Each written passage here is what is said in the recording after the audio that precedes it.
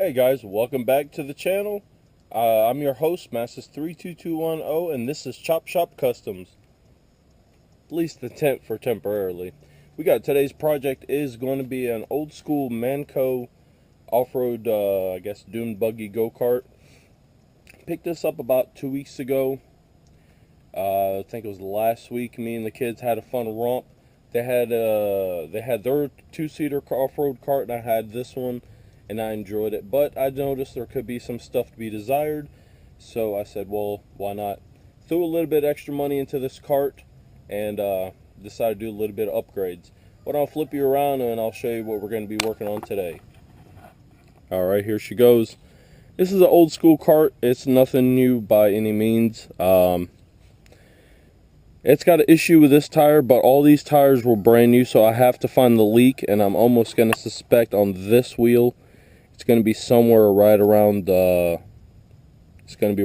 bead. These are brand new Scorpion. I believe they're Scorpion. They're 18 by 9.5 by 8s. All four tires appear to be brand new. Now, the only thing I kind of noticed was funny about this, the three rims have this blue color. Yeah, this only one that has a different color to it. So I knew there was something going on here. I have to figure out what's happening with that. And what it looks like to me, I'm noticing right now, just since it's been up on the lift, there's not a key in here. So I need to look into that. Being a live axle, you would want the wheels keyed. Yeah, this one is been keyed. So I need to take this one off. We'll double check to see if I can find a leak. But for today, I think what we're going to start out with is this old school motor. This is an old school flathead Briggs, 6.5 horsepower, I believe. I did look at it, and I mean, for what the guy wanted, I couldn't find a frame in this particular area for under, I think everybody wanted like $300-400 for a running cart. The guy was asking $250. I ended up getting this for right around $225. We negotiated. I was trying to get him down to $2. He wouldn't go down that low, but the frame was worth it. And what I figure is what I'm going to do. I'm going to pull this engine from here, and I'm going to swap it out with this cart and that body over there. This engine over here is the GC160. It's fine and dandy. It'll run this cart. The only thing I don't like about it, this would have came off of, I think I wanted to say when I looked this motor up, I believe it came off a pressure washer. The exhaust port is facing forward, so I was going to make an exhaust. I went forward and came back around. I just said I have another idea for this engine, so we're just going to go ahead and take that, and we'll swap that later on with this one. But also, one thing I noticed, which I should have done it from the get-go, the guy had the belt backwards. The engine side was facing out. It was a brand new belt, and I noticed how it got chewed up, which I could feel the difference. Actually, I'm hoping that's going to be the only reason why. It has a little bit of rust, but I'm going to try to, it's not really pitted or that bad, but I'm going to try to figure that out. This is an actual Comet torque converter. It's a torque converter jack shaft setup. Something else I noticed off the bat is we need to replace the brake pads, so I went ahead and ordered some of those. So we got a little bit of stuff here and there to change out. I didn't get the cover with it. It's something I wish I would have.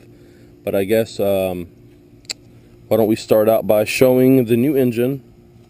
Went ahead and picked up a Predator 212 so I can modify that later on. And while we're at it, went ahead and got 2 more belts. Got a good deal on them through eBay.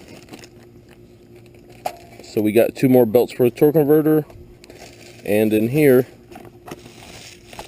sorry guys, 1 pair of the brake pucks.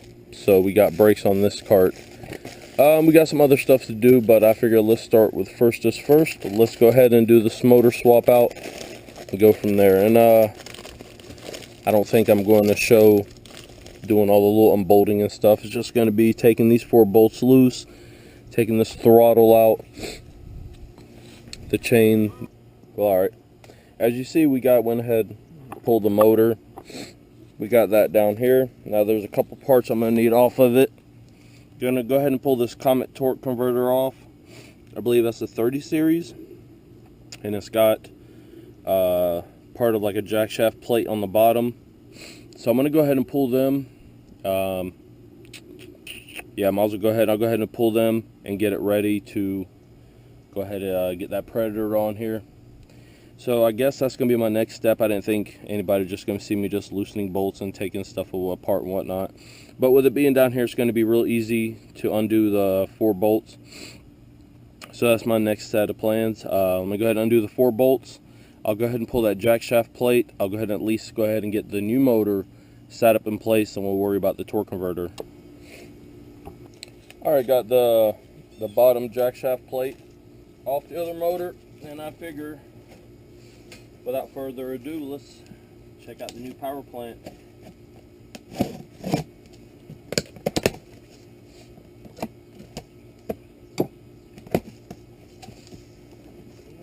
Instruction book. I've had enough of these over the years. We don't need that.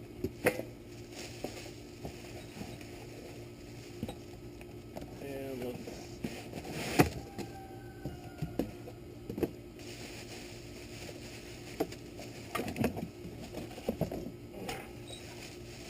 well, here we go.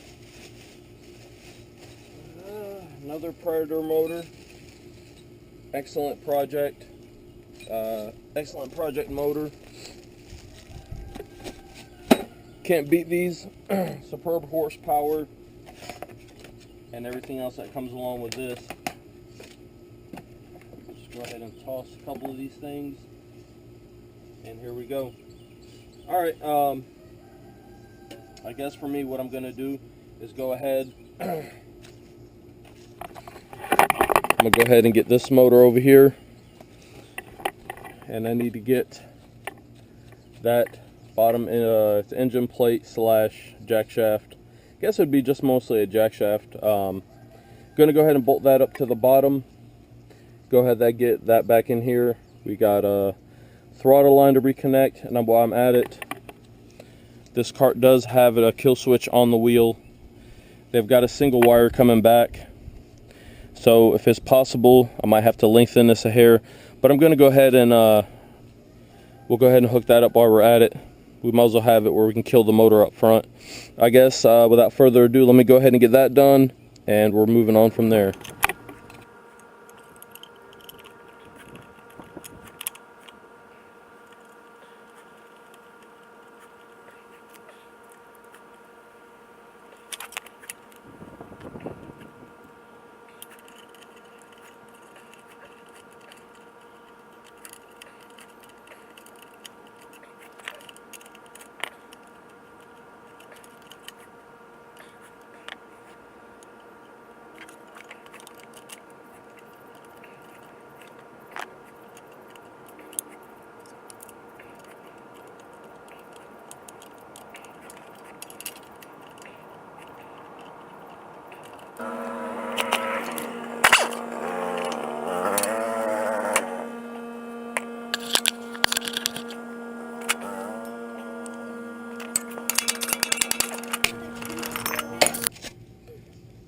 Alright.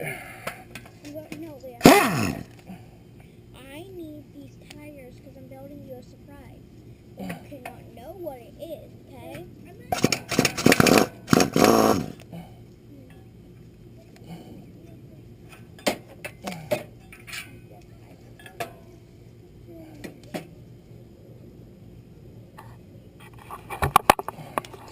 Alright, y'all see me having to manhandle this plate. Try not to lose none of this hardware. This piece was basically seized on there. Yeah, it's got some claw marks. I hate that, but the best part is I didn't. It's still flat. I need to just clean up some of this. It's just surface rust. It's nothing major. This is an actual Comet. Let me see, what do we got? Just says Comet Industries, Richmond, Indiana. That's pretty cool. This thing is definitely somewhere. This kart was definitely from the 90s. To get this Predator engine to fit is a very, very tight fit because of the gas tank up here. On the 6.5 flathead Briggs, the tank is in the back. Really, you have almost a flat front of the motor. I guess that would be the front. I don't know. Maybe that's the front, that's the rear. I don't know. But this, basically this part of it right here is dead flat. So it fits against the seat and you have plenty of adjustability. Now the problem I ran into is with the Predator motor, this tank is basically touching and you got a little bit of clearance. So I actually had to dimple the tank out. But I was able to get my chain pretty darn tight. I've got just enough clearance. We're gonna get rid of that. You know what, let me get y'all set on the tripod. I'm gonna get this key out, which this key is gonna end up getting reused on that brim over there, because, which I knew the guy seemed like he was goofy to begin with, but that wheel itself is not keyed locked in, so I could just reuse this over there. But let me put y'all on the tripod and we'll get from there. Alrighty, so trying to get the key out of here. This is going to be fun.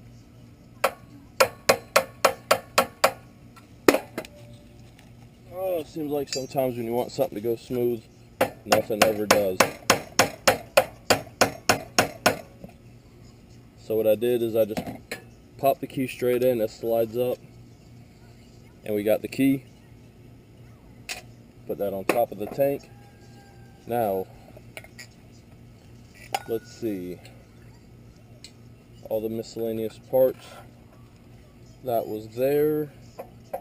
I'm not sure if I'm going to need that. Not sure if I'm going to need that part onto here, because that would have been a spacer of sorts. So I would hate to knock this on here.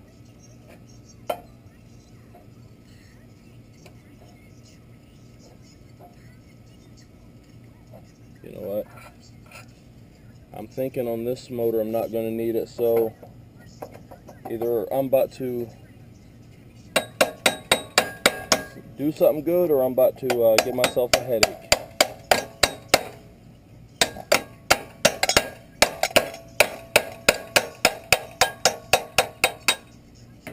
Give myself a headache. Alright, so I went against my own judgment. And thank God that's oiled up, and what it did just helped knock out the last of that scale rust. Not really scale, it's just light rust, but so ready to go. There we go. So it makes a perfect alignment. Goofed up again.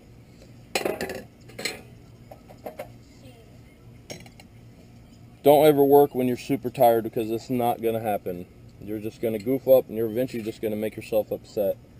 Now, this is on here for, it would have been a shield. Let me see if these bolts will thread in, because Harbor Freight does use a crazy metric size. So we're going to just see if I can get these to start. Okay, so they do. Well, what I'm going to do is just go ahead. I'm going to reuse this bracket, even though I don't have a cover, but I think I have one from another setup. It's a copy of a Comet, but I'm pretty well sure I can find the cover. So we're going to go ahead and just apply these bolts. So we got the first one started, and if we could find the hole, and slowly, okay, I'll go ahead and hand tighten them. So I got it out here just to make this go a little bit quicker. Oop. Yep. Tightening that down with no room to work didn't absolutely do us. Well, alright. So we're just going to use a hand wrench. Tighten these up so we don't have parts fall off, and that's impacted. I know that's going to work. So alright, now we got this, the little, honestly I forgot what you call this one.